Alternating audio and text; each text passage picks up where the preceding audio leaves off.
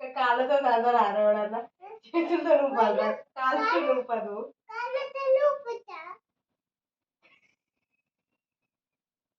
కాళ్ళతో నూపుతారు ఆడేవాడన్నా చూసినావా విజయ్ కాళ్ళతో నూపుతాడు చూడు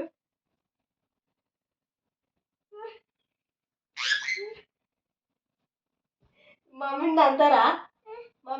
ఎవడన్నా కాళ్ళతో ఊపద్దు తప్పు చేతితో ఊపాలి